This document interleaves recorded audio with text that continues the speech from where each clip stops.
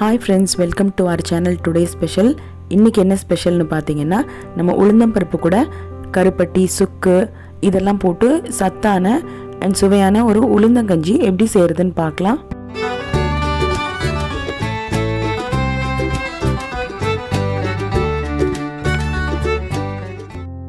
இன்றைக்கி கஞ்சி பண்ணுறதுக்காக நான் ஒரு 200 கிராம் உளுந்தம்பருப்பு எடுத்திருக்கேன். இது வந்து கருப்பு உளுந்தாக இருந்தால் இன்னும் சூப்பராக இருக்கும். இது வந்து ஒரு மணி நேரமாவது ஊற வச்சுக்கோங்க. அப்போ தான் அரைக்கிறதுக்கு ரொம்ப ஈஸியாக இருக்கும். மாவு நல்லா ஃப்ளஃபியாகவும் வரும். தேங்காய் இந்த அளவுக்கு எடுத்துக்கோங்க, ஏன்னா தேங்காய் நிறைய போட்டால் தான் கஞ்சி நல்லா டேஸ்ட்டாக இருக்கும். இனிப்புக்காக வந்து நான் ஒரு 400-450 கிராம் வெல்லம் போட போகிறேன். நான் வந்து கருப்பட்டி வெல்லம் தான் எடுத்திருக்கேன். அடுத்து வாசனைக்காக 4 ஏலக்காவும் ஒரு சின்ன பீஸ் வந்து சுக்கு எடுத்திருக்கேன். இப்போ உளுந்தம்பருப்பு கொஞ்சமாக இருக்கிறதுனால நான் மிக்ஸி ஜார்லேயே போட்டு நான் அரைச்சி எடுத்துக்க போகிறேன். நம்ம வடை மாவு பதத்துக்கு தண்ணி ஊற்றிக்கோங்க. தேவையான அளவு தண்ணி ஊற்றிட்டு நல்லா ஃபைன் பேஸ்ட்டாகவே அரைச்சிக்கோங்க. உளுந்தம்பருப்பு நல்லா ஊறி இருக்கிறதுனால பாருங்கள், ஈஸியாகவே அரைஞ்சிடுச்சு. எனக்கு கையில் தொட்டிங்கன்னா ஒட்டாது. அந்தளவுக்கு நம்ம சாஃப்டாக இருந்தால் நல்ல கஞ்சி நல்ல பதமாக வரும். இப்போ தண்ணி அளவு நான் எப்படி வைக்கிறேன்னா, இது மோஸ்ட்லி எல்லாருக்கும் தெரியும், பிகினர்ஸ்க்காக நான் சொல்கிறேன். நான் அந்த டம்ளரில் 4 டம்ளர் தண்ணி வச்சுருக்கேன்னா, எக்ஸ்ட்ரா வேணும்னா நம்ம சூடு பண்ணி கூட ஊற்றிக்கலாம், ஒன்றும் பிரச்சனை இல்லை. நல்லா இப்போ தண்ணி கொதிக்கட்டும். இப்போ பிகினர்ஸாக இருந்தீங்க அப்படின்னா அடுப்பை ஆஃப் பண்ணிவிட்டு பாத்திரத்தை இறக்கி வச்சுட்டு கூட நம்ம இந்த மிக்ஸ் ஊற்றி நம்ம கிண்டலாம்.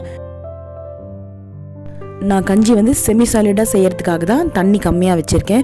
இன்னும் கூட நீங்கள் மிக்ஸி ஜாரில் அரைக்கும் போதே இன்னும் கொஞ்சம் தண்ணியாக அரைச்சிக்கிட்டிங்கன்னா ஈஸியாக இருக்கும் கிண்டுறதுக்கு.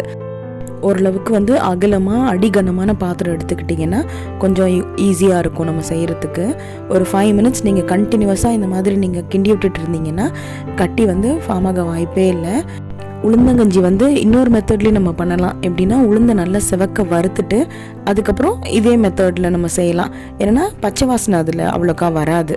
அந்த உளுந்தோட வாசனை வறுத்த பிறகு நல்லாவே சூப்பராக இருக்கும். ஆனால் இந்த மெத்தடில் தான் பார்த்தீங்கன்னா உளுந்து நல்லா ஃப்ளஃபியாக வரும். அடுப்பை மீடியம் ஃப்ளேம்லேயே வச்சு 5 நிமிஷத்துக்கு ஒரு தடவை இப்படி கிண்டி விட்டுட்டே இருந்தீங்கன்னா அந்த டெக்ஸ்சர் மாறும். எப்படின்னா உளுந்து நல்லா ஷைனிங்காக அதுலேயே நமக்கு தெரிஞ்சிடும் ஓரளவுக்கு வெந்துருச்சுன்னு. அந்த பச்சை வாசனை நல்லா போக வரைக்கும் நீங்கள் அப்பப்போ கிண்டி விட்டுட்டே இருங்க. நம்ம சைடில் வந்து இப்போ வெல்லத்தை நம்ம கரைச்சிடலாம். நம்ம பாகுபதம் எடுக்கணும்னு அவசியம் இல்லை. இதில் வந்து கொஞ்சம் குப்பைகள், மண் இந்த மாதிரி இருக்கும். அதனால் ஜஸ்ட் கரைச்சி விட்டுட்டு வடிகட்டுறதுக்காக தான் நம்ம இப்போது கொதிக்க வைக்க போகிறோம். நம்ம இந்த கஞ்சி பண்ணுறதுக்கு உருண்டை வெல்லம், அச்சு வெல்லம் கூட யூஸ் பண்ணிக்கலாம். ஆனால் வந்து நம்ம கருப்பட்டி வெல்லம் போட்டு பண்ணுற டேஸ்ட் வந்து அடிச்சிக்கவே முடியாது. மாவு இப்போ ஓரளவுக்கு நல்லாவே வெந்துருச்சு. அந்த பச்சை வாசனை ஓரளவுக்கு போயிடுச்சு. பாருங்கள் எவ்வளோ நல்ல ஃப்ளஃபியாக வந்திருக்கு. நல்லா அந்த டெக்ஸ்சர் கம்ப்ளீட்டாக மாறிடுச்சு. ஸோ இப்போ வெல்லம் ரெடி ஆனால் நம்ம எடுத்து ஊற்றிட வேண்டியது தான். நம்ம வெல்லம் வந்து மெஷர்மெண்ட் நம்மளால் அளக்க முடியல அப்படின்னா நல்லா நுணுக்கின வெல்லத்தை 1 பங்கு உளுந்துக்கு 2 பங்கு கணக்கு எடுத்துக்கோங்க. அதாவது 1 டம்ளர் உளுந்துக்கு நான் 2 டம்ளர் எடுத்திருக்கேன்.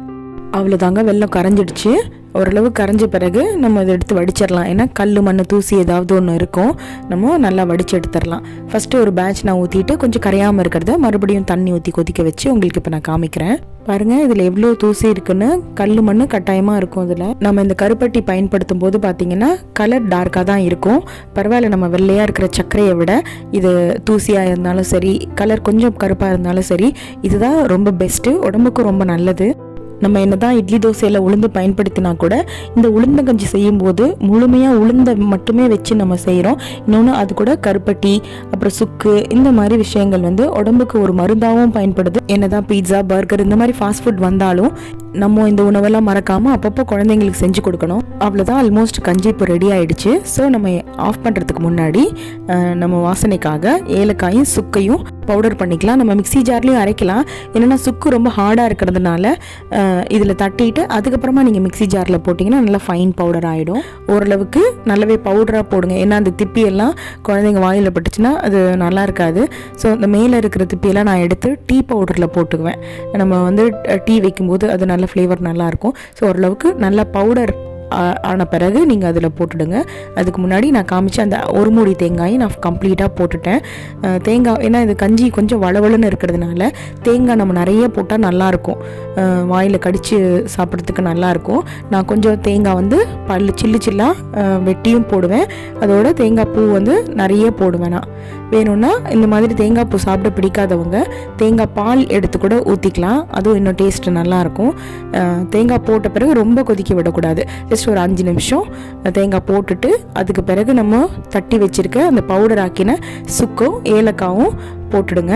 அதுக்கப்புறம் மறக்காமல் ஒரே ஒரு பிஞ்ச் வந்து உப்பு போட்டுக்கோங்க. ஏன்னா அப்போ ஸ்வீட் வந்து பேலன்ஸ் ஆகணும், கொஞ்சம் நல்லா எடுத்து கொடுக்கணும். அப்படின்னா எல்லா ஸ்வீட்டுக்கும் நம்ம எல்லாருக்கும் தெரியும், அது ஒரே ஒரு பிஞ்ச் மட்டும் சால்ட் போட்டுக்கணும். இந்த முறையில் செய்யும்போது கொஞ்சம் டைம் எடுக்கும் தான், பட் இதுலேயே வந்து நம்ம ஈஸியாக ஷார்ட்கட் மெத்தடும் இருக்குது. உளுந்தை வறுத்து செய்கிறது அது அப்கமிங் வீடியோவில் நான் உங்களுக்கு சீக்கிரம் அப்டேட் பண்ணுறேன். அவ்வளோதாங்க, சுவையான சத்தான ஒரு உளுந்தங்கஞ்சி எப்படி செய்கிறதுன்னு பார்த்தோம். இது எப்படி இருக்குன்னு ட்ரை பண்ணி பார்த்துட்டு கமெண்ட் செக்ஷனில் சொல்லுங்கள்.